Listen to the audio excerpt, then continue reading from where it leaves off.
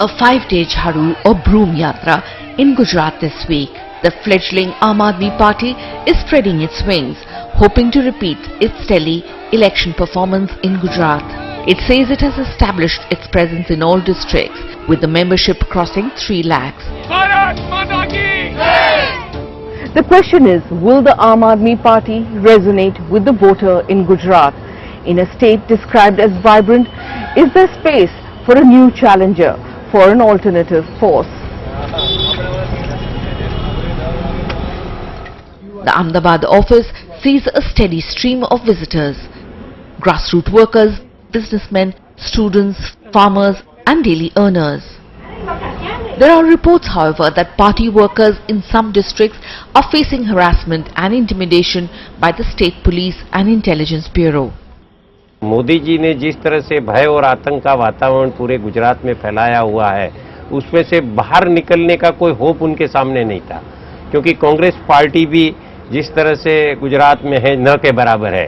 दिल्ली के परिणामों के बाद लोगों को लगा कि आम आदमी की भी कोई ताकत है, लोगों की भी अपनी कोई नागरिक की भी अपनी कोई हैसियत है इस लोकतंत्र में। अभी 2 दिन पहले ही हमारी सारी जिला कार्यकारिणियों ने कलेक्टर ऑफिस, कमिश्नर ऑफिस पे जाके हमने रिप्रेजेंटेशन दिया है कि हमारे कार्यकर्ताओं को किस तरह से आईबी के नाम से भयभीत किए जा रहे हैं। आज ही मुझे खबर मिली है कि साबरकांठा जिले के कुछ हमारे साथियों के साथ बड़ी जबरदस्ती जाके पुलिस ने की है। कहे को उनको पूछ रहे हैं कि तुम क्यों आम आदमी पार्टी में जाके सक्रिय हुए हो, लेकिन हमारे कार्यकर्ता है कि जो अभी इन सब चीज से डर नहीं रहे हैं।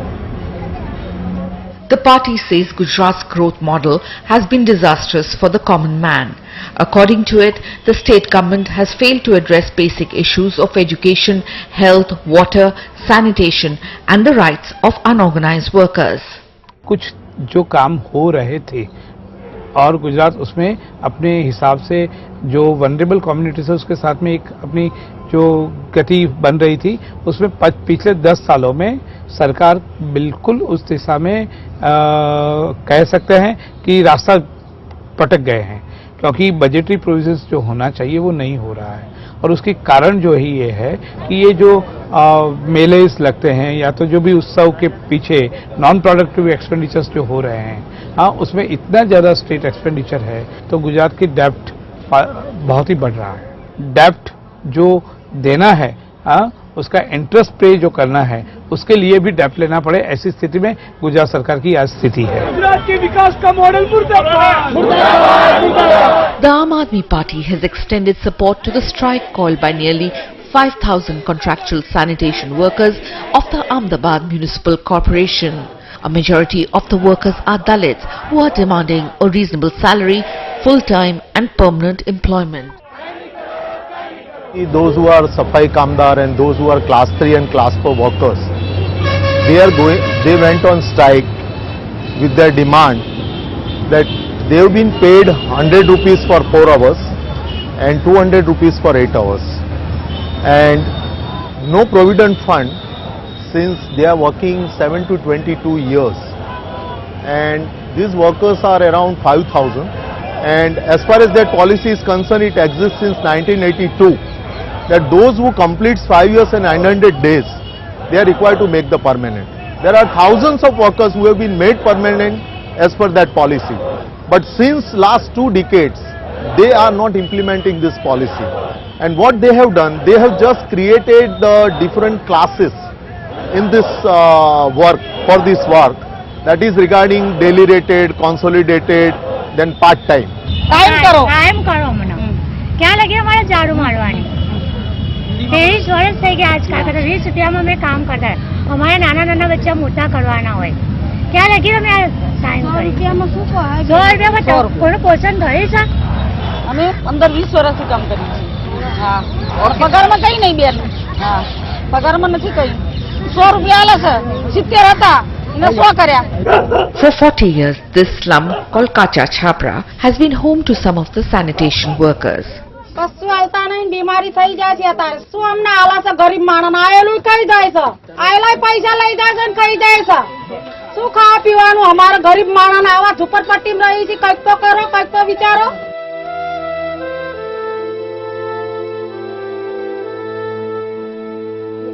These 2,000 people in the heart of Ahmedabad say they have been left out of Gujarat's development story. They live without proper houses, without water, toilets, sewage and lack basic government services. I cannot transfer my responsibility to other. लेकिन ये area जो है वो 2006-7 से corporation में आया. इस Vejalpur area जो आप एरिया की बात कर रहे हैं, ये जो अभी जो नया एरिया जो कॉर्पोरेशन का है, इसमें we are extending our services. Most of the area is covered.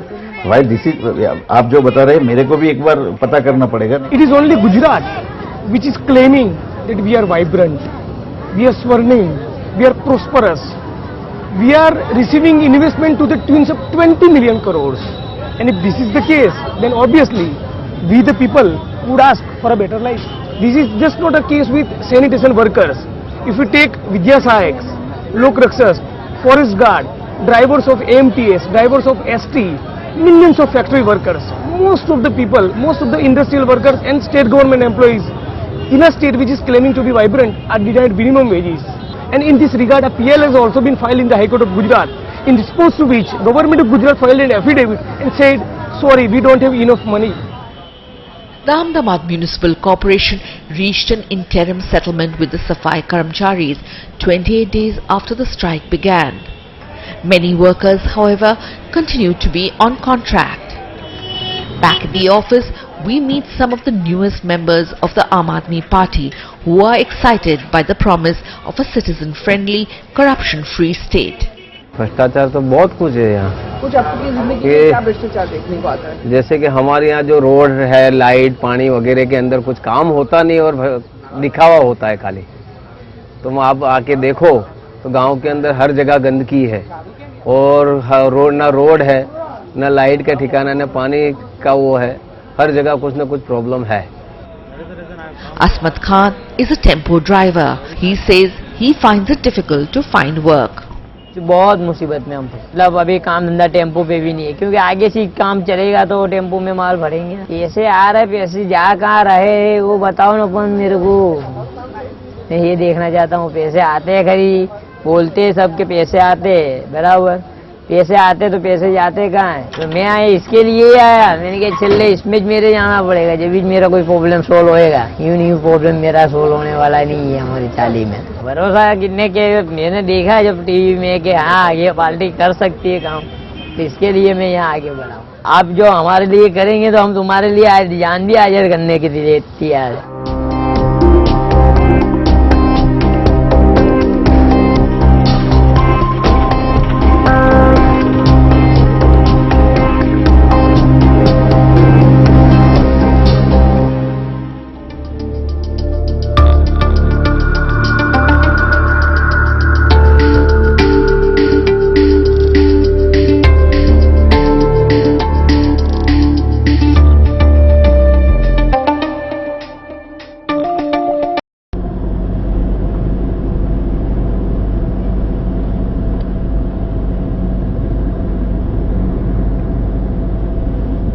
In Rajkot, we meet 72-year-old Gandhian and businessman Veljibhai Desai, who joined the Aam Aadmi Party the day it was founded on 26 November 2012.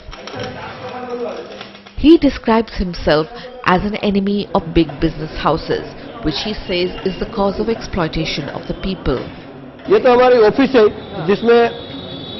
जिसमें हम ये correspondence वगैरह करके छोटा सा office रखा है और फॉरेन का सब करस्पॉन्डेंस हम इधर से करते हैं. लेकिन मेरे पास ये जगह पड़ी है तो मैंने बोला कि आम आदमी पार्टी को कि हाँ किराए से लेने की जरूरत नहीं है, अब हमारे ऑफिस का पूरा इस्तेमाल कीजिए. इसलिए हमने आम आदमी पार्टी का हेडक्वार्टर इधर बना दिया और यहाँ सब लोग आते हैं. एवरीडे मीटिंग रहती है, मेंबर बनने आते हैं. Rajkot is one of the state's leading hubs for small and medium enterprises. It accounts for 70% of India's forging business and is home to around 400 diesel engine manufacturers and another 700 ancillary and components units. But there is discontent on the ground due to a steep rise in raw material prices, interest rates and transaction costs. Desai, among others, feels the government has provided little impetus to the growth of this sector.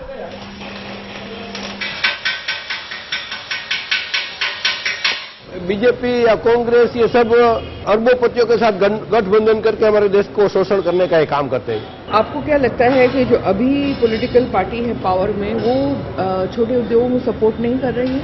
बिल्कुल नहीं, वो तो उसको मारने के ऊपर तुले है, क्योंकि उनकी पॉलिसी वॉशिंगटन में से तय होकर आती है और बड़ी बड़ी कंपनियां वो कंपनी सेंटर्ड इकोनॉमी चलाते हैं और हमारी इकोनॉमी फैमिली सेंटर्ड है। पूरी दुनिया में फैमिली सेंटर्ड इकोनॉमी थी 200 साल पहले, लेकिन ये 200 साल में कंपनी सेंटर्ड इकोनॉमी आई। बड़ी बड़ी कंपनियां प्रोडक्शन करे, बड़ी बड़ी कंपनियां व्यापार करे, वितरण करे, उससे तो बेकारी बढ़ती है ना। एक ही कंपनी सब खा जाती है। खुद अमेरिका में क्या है, हाईएस्ट डिस्पेरिटी है तो अमेरिका में है, इनकम की डिस्पेरिटी हाईएस्ट, क्योंकि 95% से ज्यादा मजदूर है वहां तो, और वो स्लेव है, इकोनॉमिक स्लेव।